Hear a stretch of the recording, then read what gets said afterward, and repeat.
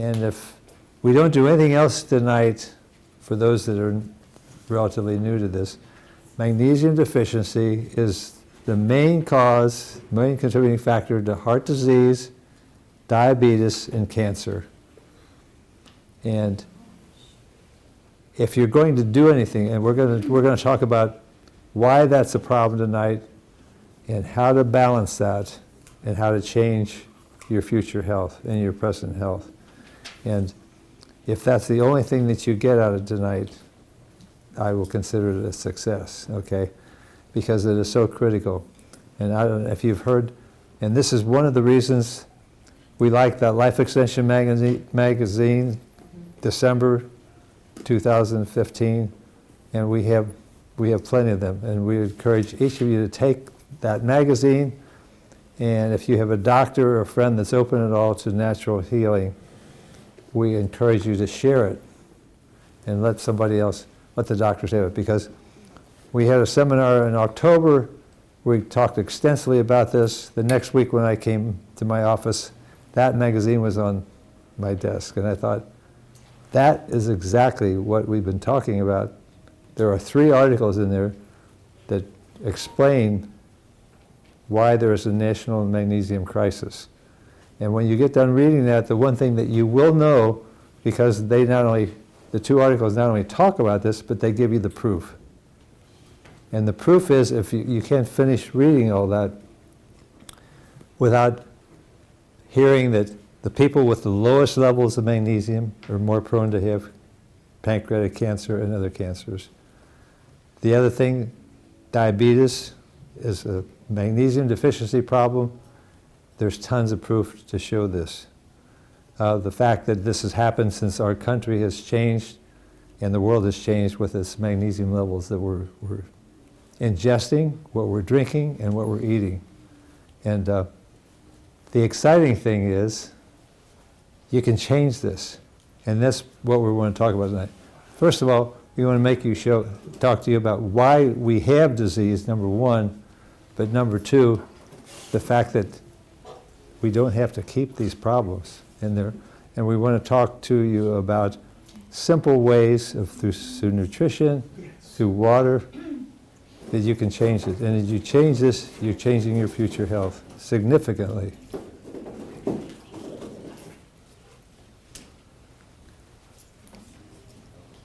That magazine also, it's not only got 3 articles in there about magnesium, but it's got other articles that are awesome in there too, about taurine, which is an amino acid, which it's so good that they put it in Red Bull. You figure it's got to be doing something if they're putting it in Red Bull, because what it does, it feeds the brain, it eliminates toxins, and it gives you energy. I mean, it's amazing. I've been trying it. It's pretty amazing. And there's one of the articles in there about taurine, and it's a very inexpensive amino acid, and you take that on an empty stomach, and it goes into your system, and it does amazing things. So, with that, we get the Life Extension magazine. I really plug that because I learned something every magazine that I get from them. And I have to tell you, I was so impressed. I called them right away when I saw what was in there. And I've been trying to preach this for 45 years, and I thought, there is the proof, stuff that I've seen, and yet there is proof about how powerful magnesium is and how preventative it is of sickness and disease. So I said, could you send me 1,000 of those? And they said, well, we'll send you 300. So, and that's why we're trying to give this to people, because especially anybody that doubts whether magnesium is really important. When you read that, you know that the people that have the highest levels of magnesium have less sickness, they have less disease, they live longer, and they die less regularly. So, anyway.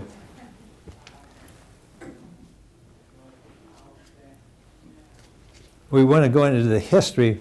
Let me cover why magnesium is so critical, and then I want to go into the history of why do we have the sickness that we have in our country. I mean, when you hear the prophetic voices saying how many people are going to have heart disease, how many people are going to have diabetes and how many are going to have cancer.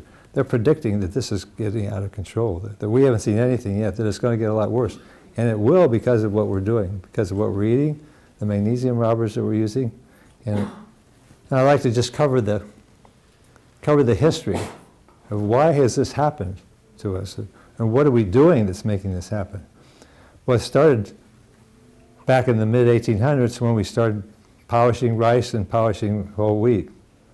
And what we did was we took the magnesium and the B vitamins and we fed them to the cows and the pigs and everybody except the human beings. The inner part of the white flour and the inner part of the white rice, that is like the fuel, that's like the gasoline, it's the energy. But you need the spark plugs. You need the part that God put together with those ingredients to make it work right. So ever since we've done that, we have created significant deficiencies in the B complex and in magnesium and also in zinc and a lot of other minerals, iron, manganese. We've taken a lot of stuff out. This is so significant that during the Korean War, which a lot of you are too young to know what that was, but at any rate, when they did autopsies on the American GIs and the ones that we were fighting, they found that 18, 19, 20-year-old Americans already had hardening of the arteries, starting at that tender age. So this was back in the 50s. And that's back when we didn't have the magnesium robbers that we're eating and drinking and using now. So one of the things that we're wanting to cover is, and this is why the magnesium, the calcium magnesium form is so critical. If you're going to do something, we're going to really encourage you, whatever you might choose to try, if anything, tonight, because we're going to give you a bunch of different things that you can do. And I encourage people, don't try to do everything at once, because some people find too much too fast, and the body gets so excited about the new energy and the fact that it starts to being able to clean house, and then the liver starts dumping junk that has been filtering out for years into your bloodstream, and you get a headache and say, the supplements are killing me, giving me headaches, giving me bad breath, giving me constipation, diarrhea, whatever. So it's like, so the best way you can start is to try a little bit at a time and see what happens. But the reason I ask you to fill that form out and circle how many symptoms that you may have, but if on a monthly basis, or actually on a weekly basis at first, if you check your symptoms, since you're doing some magnesium, you're doing a supplement, or you're drinking more water, you're drinking water with more magnesium in it. If you don't monitor what's going on, sometimes the changes can be subtle. And I found from past experience, I'd have people fill this out, give them a sample of magnesium, 200 milligrams a day for a week, and have them come back and say, and I say, do you see any difference? Well, I don't wake up with any headaches anymore, but that's about it. I look at their form and say, hey, nighttime urination, stiff joints, constipation. Say, oh, yeah, now that you're mentioning it, those did change.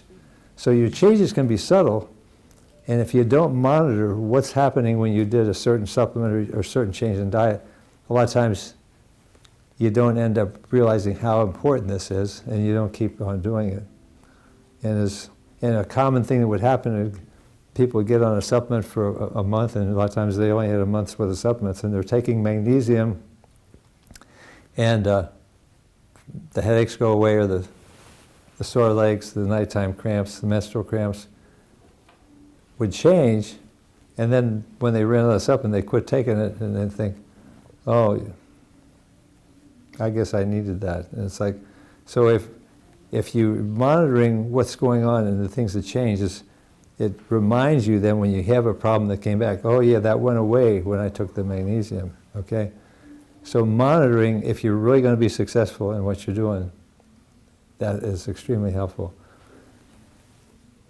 One of the things, and we really like to harp on this, is that we found that when I first got into dental practice, we found that if we scraped the tartar off the teeth, the gums wouldn't bleed so much. But if they kept bleeding, even though they're brushing twice a day with a Braun oral-B toothbrush, which usually gets rid of inflammation, and they still have it, I say, your tissues are saying they're hungry, so try some vitamin C.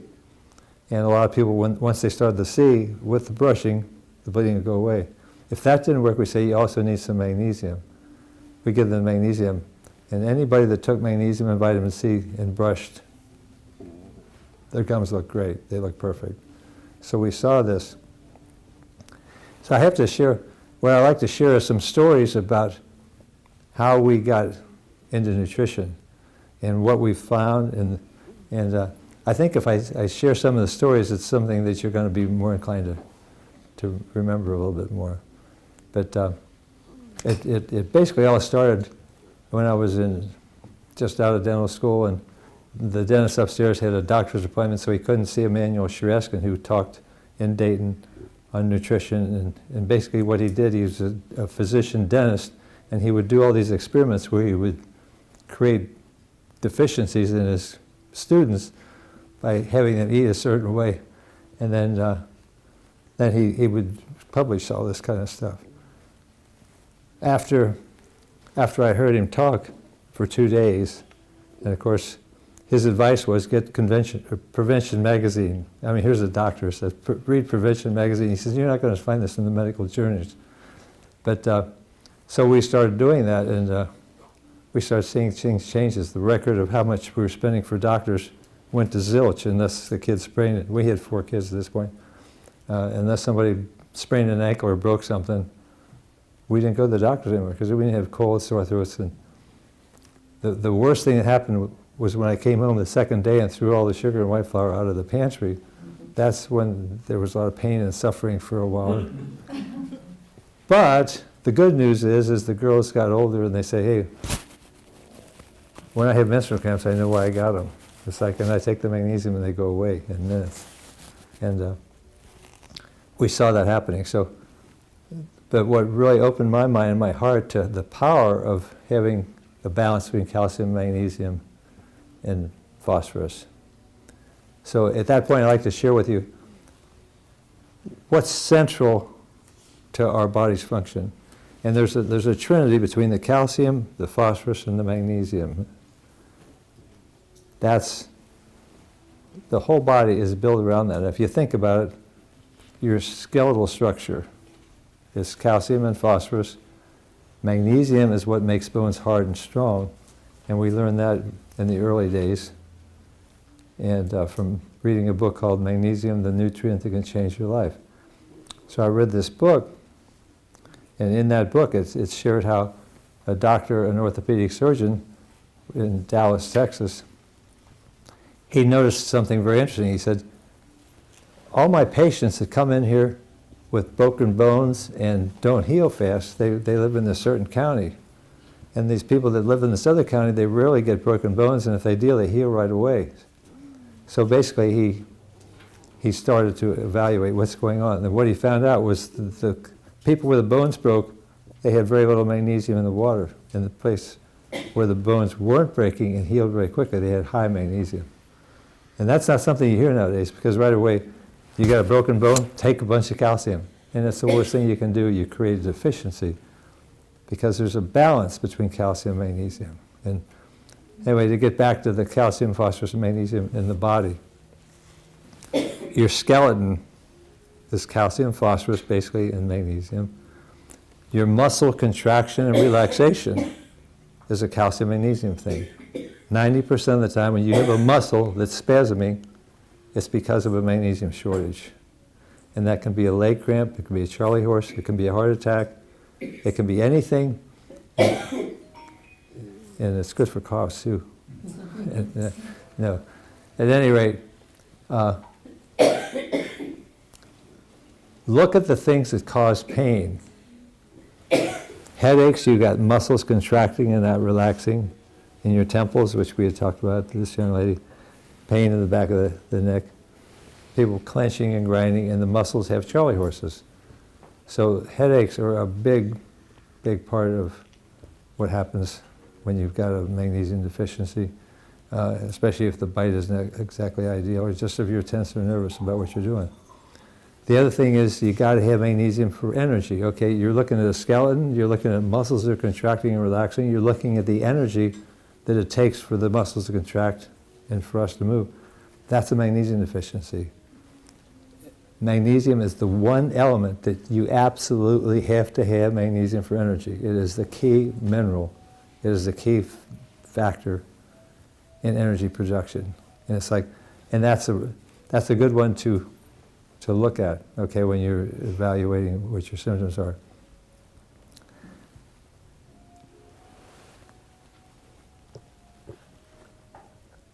Anyway, I sort of got off the track on the physical structure of the bones. The other thing is the calcium magnesium regulates the sodium. Magnesium regulates the sodium potassium balance, the water balance, the way the nerves fire. Everything that's important functions around this relationship between calcium, phosphorus, and magnesium, and that's basically what we're going to share, so that you can understand what's missing in our diet that screws this up. Okay. Back around 1970 and 1980, there was a doctor, Carl Reich and Robert Barefoot. These two guys got together, and basically Carl Reich figured that a lot of the health problems came from this relationship between what he called the lack of ionic calcium. So he got people on coral calcium and vitamin D, and for 10 years he had tremendous success. He had healing of all different types of health problems because he was feeding that triplet of calcium, phosphorus, and magnesium. And unfortunately, after 10 years, they took his license away because he wasn't practicing conventional medicine. But he had tremendous success. His theory was there was a missing of ionic calcium, and at that point, that was the case. And I think it's good to sort of give an explanation of when we talk about ionic calcium. It's the difference between ionic calcium and just calcium that's connected to something else. Ionic calcium, where it's a free molecule, it's able to move around in different directions, and we need that ionic calcium. We need the ionic magnesium for the body's functions to work, because your enzyme systems and your messaging systems that go from heart, the whole ability of the body to communicate revolves around, to a large degree, this calcium-magnesium balance. So there's so much that when you fix that, you'll see nice things start to happen. And what we want to finish up is how disease has come to us and what's happening right now. And that's the thing that's exciting, that I'm excited about, is being able to share with people what's happening right now, what the statistics say. Statistics say that 80% of the population, according to the United States government, is deficient in magnesium. And you say, well, the agricultural department says that. Why do they say that? Well, around 18-something, middle 1800, a German scientist found out that if you put nitrogen, phosphorus, and potash into the soil, you didn't have to let the fields rest. Okay, in the Bible it says, you know, every seventh year you don't farm, you let the body rest. And of course, when people were wise, they would rotate crops so that they would stop the drain of magnesium, okay? And one of the things that happened when the colonists first came over, it was sort of interesting to notice that they would get virgin land, have a farm, and their crops would multiply. And after about 40 years, they found out our crops aren't doing so good, we better buy another farm and get some different land. And that's what they would do. They would go to new land that wasn't robbed of the magnesium. So basically what's happening, when you get the nitrogen, phosphorus, and potash, you get these great big strawberries. When I was a kid, the organic strawberries were little bitty fellas, and yesterday I had some that are like that big. I thought, I never, ever, ever, ever, ever saw a strawberry that big. So basically we've learned how to grow great big things, but the magnesium level is pretty much depleted. And if you just think about it, if you keep growing the same crop in the same soil, and you're making them big and beautiful, and they don't have magnesium, so, and that's what we're eating. And that's part of why we have the deficiencies that we have, because our soil is a major factor. And if you would open up you have this calcium magnesium forms, and on one of the back pages it's called the magnesium robbers. And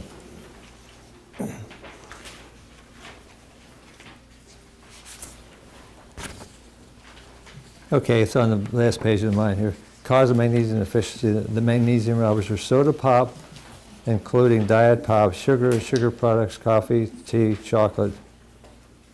They said there's some little magnesium in chocolate, but anyway, it depends on the chocolate. Occupational and recreational drugs like amphetamines, marijuana, cocaine, crack. All the medications that we use, almost all of them, tend to create magnesium deficiency. So the stuff that we're taking for side effects, a lot of times, or in the long haul, is draining our system. Tobacco products, anything that raises the blood sugar, which is what tobacco products. And when you look at what do people get addicted to, and if you just start thinking about what are we addicted to, and all of them do one thing: they raise the blood sugar and they make you feel better. So alcohol, drugs, sugar, white flour, desserts, they all tend to create that kind of a problem. White rice, we already talked about white flour products. Cheeses, especially in all milk products. And I know it's against motherhood and everything else to talk about milk in a way that says that may not be the greatest thing for you. But the thing you need to realize about milk is that it's got a ratio of calcium to magnesium of 9 or 10 to 1. So every time you have a glass of milk, you're getting a lot of calcium and you get a little bit of magnesium. And this brings me to a situation that was extremely disturbing. A couple of years ago, the medical world became real conscious of the fact that calcium and vitamin D levels were about half the people, and that's still true today, about half the people that were tested for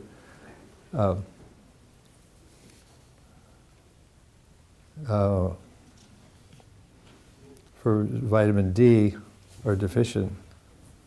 And the lack of magnesium and the lack of vitamin D creates a lot of problems, okay? The vitamin D, and to understand vitamin D, how it works and why it's important, okay? We get it from the sun. That's our primary source of getting vitamin D. And we need the vitamin D because when you eat a food that's rich in calcium and it goes into the gut, calcium is very, very positively charged. If you know anything about pH, the pH of calcium is 14. That's as alkaline as you can get. 1 is as acidic as you can get. The body tends to function best when it's slightly alkaline. So much so that the blood that runs through your veins demands that you have a 7.35 pH, which is just slightly alkaline. So that's what the blood needs to have to function properly. When you take a calcium supplement or eat foods with calcium, and it goes into the bowel, because it is very positively charged, the lining of the gut is negatively charged. So what happens is the calcium wants to stick inside the bowel instead of getting into the bloodstream. Well, this is where vitamin D comes in, which you get mostly from the sun, is that it's a complex way, but basically the calcium combines with the vitamin D and it goes through the cell wall and gets in the bloodstream. The thing that's not recognized so much is that magnesium has to be there for that to happen. And we have family member, he's out in the sun a lot, and he said, I should have no problems with vitamin D because I'm out in the sun a lot doing Tai Chi and exercise in California. And he said, I had a low vitamin D, why did I do that? if you don't have the magnesium, and see, we get back to that magnesium again. Without magnesium, vitamin D isn't able to work, okay? And a couple other things which we've got written down in here as you go farther down on this list is there's actually three hormones that you need for calcium to, number one, we already talked about getting out of the gut and getting into the bloodstream. But then there's a hormone, parathyroid hormone, which basically keeps the body from taking too much calcium out of the bones, okay? And then there's thyrocalcitonin, which you need to put calcium into the bones and into the bloodstream. All three of those depend on magnesium. So when you don't have magnesium, you've got a calcium problem. You've got a problem where you're not getting it out of the bowel into the bloodstream, and you have a problem of not being able to put it in the bone, and then also taking too much out of the bone. So, and this is one of the things that we found when we started our nutritional adventures, okay? And one of the things that happened right in the very beginning after we came home from this course, I had a dental patient come in, and it was a young girl, and she was about 10 years of age, and she had a cast on from her hip all the way to her ankles. And I said, what happened to you? And the mother said, well, she's got a rare disease called osteogenesis imperfecta, which, if you know your Latin, it says that's your bones aren't healthy, and we don't know why. And if she just bumped a footstool, she could break a bone. And that's basically what happened in her tibia and fibula. And she fell on the steps with a cast on and broke the femur. 6 months she had this problem. I just finished reading the book I told you about broken bones, and we had just had a dental course by Hal Huggins, who's a dentist, was into nutrition, and he said how important magnesium was. At that point we had 75 milligram tablets of what's called chelated magnesium, and just sort of explain what chelate means. Chelate means claw, and basically they found a way to put magnesium inside of a protein molecule. See, and the protein molecule sneaks in against the pressures, that keep things out. We talk about positive and negative charges. So chelated magnesium became very, very powerful in our lives because it was something that you could take and it would put the magnesium where it belonged. So we got this young girl, I told the mother about the book, and we had some magnesium, so we got her on some 75 milligram tablets. In 6 weeks, all 3 bones healed after 6 months of no healing. Her mother was obviously very excited that she didn't have this rare disease. But she says, not only that, she says, look at my hands. She says, I had arthritis and I had all these calcium deposits in my fingers. She says, they're gone. I've been taking that same tablet that my daughter's taking, 75 milligram tablet, okay? And she said, not only that, her 14-year-old sister doesn't have her menstrual cramps anymore. So I thought, I think somebody is showing me something here, because here we got one family that showed me that bones break because of magnesium deficiency, calcium deposits are formed because of lack of magnesium, and muscles don't relax because of the magnesium. Then we had another story, it was just not too far after that. A young lady came in, had really bad gingivitis and her gums bled a lot. And at this point we had gotten into a supplement, which we're going to share with you because this supplement has changed our lives. It's called Combination 1. And Hal Huggins, who told us about magnesium, also told us about, here's a supplement that will help the body to heal. It's got calcium, phosphorus, and magnesium in it. And I thought, well, what's the deal with calcium, phosphorus, and magnesium? Well, I've got that wrong. It's actually calcium, it's no calcium, it was magnesium and zinc, vitamin C, and vitamin E. And the logic they had behind that was every single enzyme reaction, and to explain what an enzyme reaction is so like It's like a spark plug that connects things and makes things happen.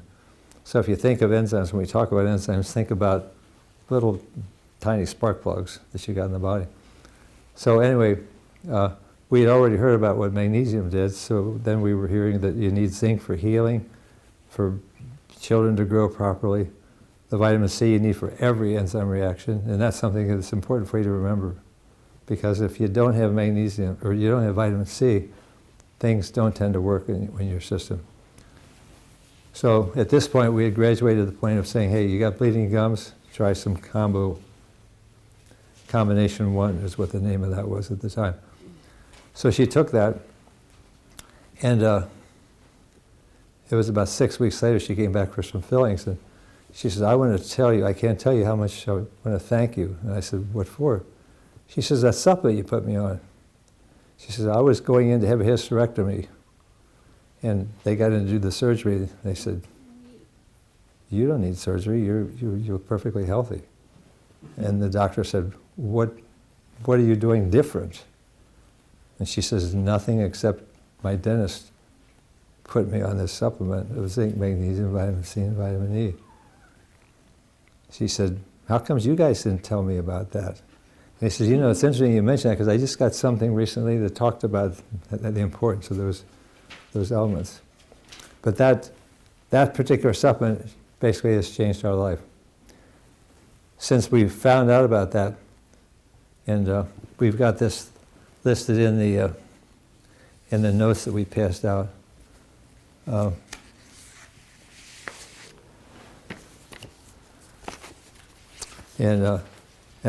reason I like to tell you about this is because if you ever need surgery or anything,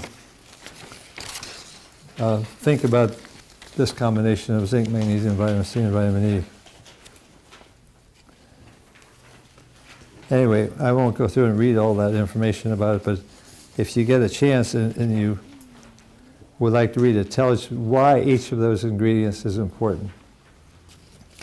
And so for years, we've been sending the teenagers to this oral surgeon to get their wisdom teeth out, okay? And once we started doing this, what we did, we had packets of 7 tablets of this key combo, combination 1 it was called back then. And then we told them now, and it tells you on there, if you avoid sugar, caffeine, soda pop, and milk products, and take one of these tablets for 3 days before you have the surgery. And what we found, and I think Cindy could verify this, is that we have the kids, the people that have done that have come back, and a lot of the teenagers say, I had 4 wisdom teeth out, and I had a little bit of pain, but I wanted to go to a football game that night, or I wanted to go to a dance, and they've done it. The ones that didn't do this, it was not uncommon for them to have dry sockets and inflammation and pain and discomfort for as long as a week. And we've done that for 35 years, I think. And one of the things that we want to talk about too is that we found out how to make that even better. And the way you make that better, and again, this was very interesting because we had a chiropractic, well, it was mostly chiropractors, and one dentist, which was me, had this meeting in the evening for this company that sells supplements. And I walked in there, and the chiropractor was saying, or they were saying to the chiropractor, what supplements do you like of ours the best? And 2 of them said B6, vitamin B6. I check every patient as soon as they walk in. And this was new information to me. But it's like, why do you do that? And they said, well, if you don't have B6 and zinc, you don't make stomach acid. And if you don't make stomach acid, you don't break down the food, you don't break down the supplements to an ionic form. You've got to get it in a form that's going to be utilized by the body. So the stomach acid is super, super critical to do that, okay? They said the other thing is you got to have stomach acid to break down the protein. The protein that you eat comes in you got a chunk of flesh. And you got to break that flesh down so that the amino acids are what come out of the protein particles. So if you think about it, how critical B6 is. And we'll just throw this one out for you to think about. I ask you, do you remember when you wake up in the morning, do you dream? Do you remember your dreams? And if you don't, chances are you're B6 deficient. And see, this takes us back again. What happened when we made the sugar in the white flour? We threw away our B vitamins. And even when you see foods as Wonder Bread, they've put vitamins in because of the fact that research showed that the lack of B vitamins created a deficiency. But you gotta have vitamin B6. And it's like, so when I heard that, and we had an interesting thing with the key combo, zinc, magnesium, C, and E that we were using for people to take for their surgery. The company went out of business. And I thought, oh, holy cow. How many bottles do they have left? They said, they only had 70 left. I said, send me the 70 bottles. Because I said, I don't know what we're going to do when it runs out. Because we had had enough experience to say, this stuff is really important. It saves a lot of pain and suffering. And we had so many people just have bleeding gums, people going in for major surgery, anything where there's a physical injury to the body. Zinc, magnesium, C, and E make healing happen fast. And you say, well, why is that? Well, it's because refined foods, that's the most common things that are missing. Vitamin C, vitamin E, zinc, and magnesium. And just a little review of what it says in the paper. You got to have C for every enzyme reaction. And the vitamin E, it's just 100 international units, but vitamin E improves circulation. And then the zinc and the magnesium are so critical for healing because they're missing in the typical American diet, especially if it's donuts and coffee for breakfast, or Pop-Tarts, and well, you walk down the aisle at Kroger's and see what's in the stuff, and it's like, it's all creating magnesium deficiency. It promotes zinc deficiency. So those are critical elements. So I think it was a prophetic thing that when we ran out of that, I thought, man, 3 or 4 months later, we're finding out our patients aren't healing. They're healing eventually, but they're not healing like they were before when we had this. So we had to find a company that would make the product for us, exactly what it was. So we did. We found a company that would make it. But I said, hey, while we're making this, why not put a little B6 in there? And we used a form of B6 phosphate that's very readily absorbed. It actually bypasses the liver, and a lot of our B vitamins get stuck in the liver because of all the chemicals that our body has to filter out. So our filter system, unfortunately, we can't change it like you can in your car's filter. You got a system in there that creates the deficiency, and just doing that was really awesome because we found now it's far more efficient. And the good news is that we started finding too, when people started taking it, we started finding some of the people were starting to remember their dreams. And I said, if you take one a day and you don't remember your dreams, you might try doing it twice and see if you remember your dreams. And if you still don't remember your dreams, it says you most likely need a B complex and you need a lot more than just the B6, because everything works together. There's a balance between all the foods that we take. And one of the things that can happen is if you take way big extremes of things, and this is what's happened with calcium. Because a lot of people take Tums because they ate things that are really spicy and really junk food. Refined foods tend to promote calcium deficiency and alcohol and acidity. And how are we doing on time there? You're at 47 minutes here so far. We're 47 minutes. Mm-hmm. Okay. Well, let me just go a little bit further to sort of finish this concept, and then if you guys need a potty break or some snacks, we can do that. But anyway, where were we? He added the B6 to the key combos. Oh, okay. For digestion. Okay. And, well, what I've seen since then, a lot of times we'll put people on that before they have their surgery. And I've had enough people say, even though I only took that for surgery, I just felt better. And one of the things I found in my research is you got to have zinc and B6 to make stomach acid. Again, it gets back to the thing, if you don't have stomach acid, you've got health problems, okay? And when you're taking Tums, which has got like 400 milligrams of calcium with sugar in it, you stop the burning, but you create a big time magnesium deficiency. And this is one of the things, and let me just finish this since we're on the magnesium thing. We were talking about how the doctors were giving 1,000 milligrams of calcium with vitamin D and no magnesium. And there's an article in here, which I would encourage you to read. It's,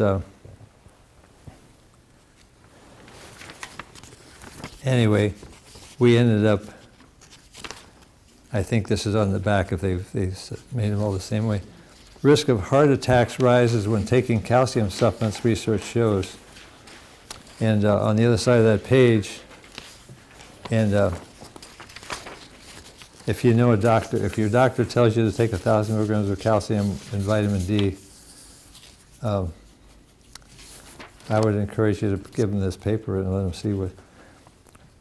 But what I started seeing, because all the doctors were doing this, and it seemed like all my female patients would come in, and this is what we asked them. Are you taking calcium, vitamin D? Are you taking Tums? Do you drink milk regularly, eat yogurt daily? Which again, a glass of milk and a container of yogurt has got 300 milligrams of calcium, but only about 10 of magnesium. So it's like there's a tremendous deficiency every time you have the glass of milk or the yogurt. Are you having leg cramps, jolly horses, restless legs?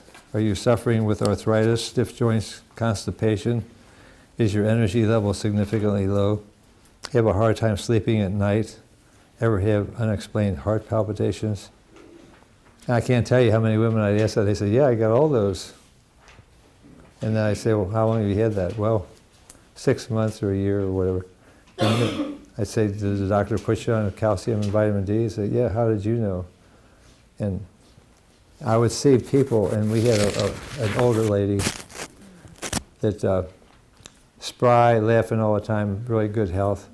Always a pleasure to see her. And then I saw her one day and asked her how she's doing. She said, I feel terrible. I'm on all these pills and I can't sleep and I got stiff joints. And I said, well, what are they doing for you? She said, well, they give me medication and it doesn't help, but it creates some other problems, and then they give me medication for those other problems.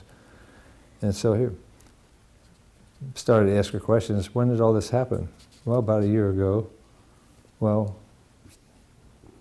did your doctor put you on some calcium at that point? Yeah, and it was the same thing.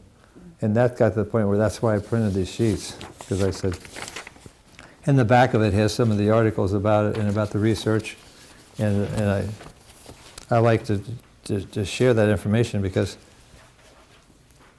they had 1,700, I think it was 1,700 or 1,471 postmenopausal women, and this was published in the British Medical Journal. Half of those people got the 1,000 milligrams of calcium, and the other half didn't. It was a double-blind study where you didn't know who was getting what. And in 5 years' time, they found that 50% of the women that were taking the calcium had heart attacks or strokes. Half the people. And they couldn't figure out why.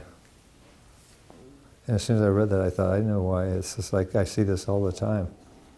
So I'm glad, I think they've sort of backed off on it a little bit now, they're mostly on the vitamin D program, but so I would, if I had my way, I would have everybody in the country being aware of how disastrous it is to take a whole bunch of calcium and no magnesium. I mean, and this is what's going on. We are asking, and we wonder, why are we having all these heart disease problems? And one of the things we're going to share with you tonight, for the second half, is things that you can do to change this. And it's sort of like, and this one of the things I found out from having the seminar that we had a month ago, we got some people to take some calcium and magnesium combination because they had some symptoms, and basically they found that they start having leg cramps, taking calcium and magnesium, right? Anyway, your patients have a way, or people that give you feedback, teach us more and more about what we need to do and what we need to not do.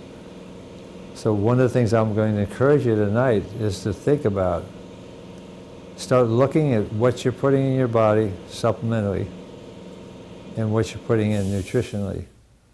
And we had two ladies that, and I have to share these two stories because it was so dramatic.